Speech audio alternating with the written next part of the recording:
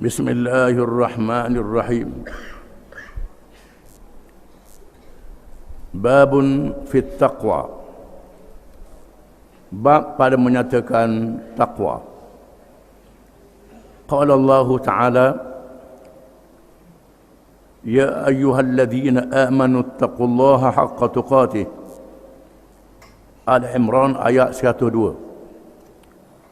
Artinya firman Allah Ta'ala, wahai orang-orang yang beriman, bertakwalah kamu kepada Allah dengan sebenar-benar takwanya. Wa qala Ta'ala, fattaqullaha mastata'tum. At-Taghabun ayat 16. Dan firman Allah Ta'ala, maka bertakwalah kamu kepada Allah apa yang kamu mampu. Ayat ini menerangkan maksud ayat yang pertama dan menafsirkannya. Taqwa ialah satu sifat yang ada di dalam hati manusia, dalam perasaan manusia. Sifat ini menjadikan manusia itu berjaga-jaga, tidak mengerjakan maksiat, sentiasa taat kepada Allah Subhanahu wa Ta'ala. Setelah dia mengetahui Allah Ta'ala melihat, Allah Ta'ala mendengar, Allah Ta'ala memerhati, tahu apa yang dia buat. Adanya perhitungan di sisi Allah menyebabkan dia rasa takut, rasa gerun, rasa berhati-hati. Itu dia makna taqwa. Sehingga ada perasaan nak jaga diri. Pernah seorang sahabat Ubay telah ditanya, Ubay bin Ka'ab radhiyallahu an, ditanya oleh Sayyidina Umar bin Al-Khattab radhiyallahu an. Sayyidina Umar tanya Ubay bin Ka'ab. Ubay ialah seorang sahabat yang dianggap sebagai ulama para sahabat. Sayyidina Umar bertanya kepada Ubay bin Ka'ab, wahai Ubay, apakah makna taqwa? Lalu Ubay bertanyakan Sayyidina Umar, pernahkan Amirul Mukminin berjalan di jalan yang banyak duri? Sayyidina Umar kata pernah. Ubay tanya, kalau banyak duri macam mana cara berjalan? Kata Sayyidina Umar, saya berjalan dengan berhati-hati, takut pijak duri, kaki kena duri. Kata Ubay, itulah dia taqwa. Taqwa ialah rasa takut, rasa gerun kepada Allah sehingga mentaati perintah Allah, meninggalkan larangannya. Setelah mengerjakan maksiat, takut, lalu bertaubat dengan serta-merta, tidak tangguh-tangguh lagi. Bukan manusia tu tak buat dosa, manusia tetap ada kelemahan-kelemahannya, menyebabkan ada kesilapan, lalu terus beristighfar, minta ampun kepada Allah. Ini juga dilahirkan oleh sifat taqwa. Betapa pentingnya taqwa ini sehingga Allah Subhanahu wa Ta'ala meletakkan ukuran martabat manusia. Ukuran martabat manusia itu bukan sahaja mengikut ilmu dia, harta dia yang kita tengok, baka keturunan kita tengok, tapi di sisi Allah Ta'ala ialah taqwanya.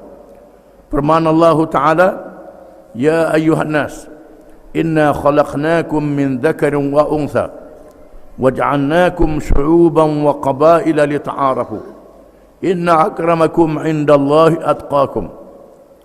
Wahai manusia, sesungguhnya kami telah menjadikan kamu asalnya daripada seorang lelaki dan seorang perempuan, Adam dan Hawa, berbangsa-bangsa dan bersuku kaum, banyak bangsanya, banyak kaumnya, lita'arafu, supaya kamu berkenal-kenalan, berhubungan di antara satu sama lain.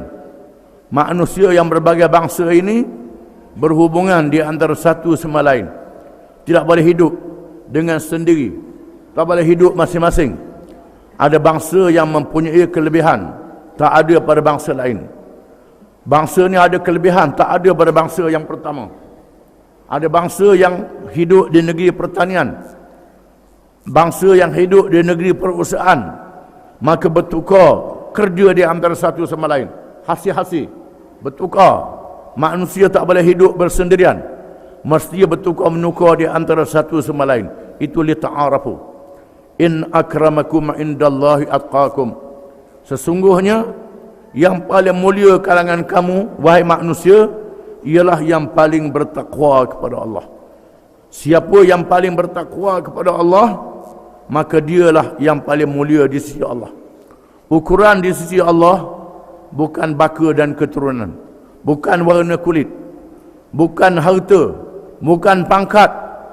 Ukuran di sisi Allah ialah siapa yang paling banyak takwa kepada Allah, takut kepada Allah sehingga mengerjakan taat dan meninggalkan maksiat.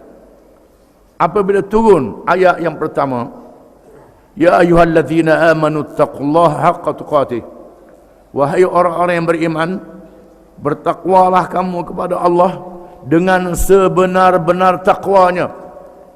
Menyebabkan para sahabat radhiyallahu anhum dalam ketakutan, kerana iman mereka lebih pada iman kita. Kita ni baca ayat Quran tak terasa apa. Para sahabat radhiyallahu anhum bila dengar ayat Quran takut sehingga tak jenera tidur, tak sedar nak buat kerja kerana takut kepada Allah Subhanahu wa taala. Lalu Allah menurunkan ayat yang berikut, fattaqullaha mastata'tum, maka bertakwalah kamu kepada Allah mastata'tum, apa-apa yang kamu mampu, mengikut kemampuan kamu. Kemampuan kamu banyak mana? Banyak itulah. Jangan sembunyikan kemampuan kamu. Qada mampu yang ada pada kamu. Kamu hendaklah takut kepada Allah mengikut qada ilmu, qada harta, qada tenaga yang ada pada kamu. Wa qala Allah Ta'ala, ya ayyuhalladzina amanu taqullaha wa qulu qawlan sadida. Al-Ahzab ayat 70. Dan firman Allah Ta'ala, wahai orang-orang yang beriman, bertakwalah kamu kepada Allah dan bercakaplah dengan percakapan yang betul. Takut kepada Allah. Di antara bukti takut kepada Allah, bercakap betul. Jangan takut ke orang. Takut ke orang sehingga bercakap tak betul.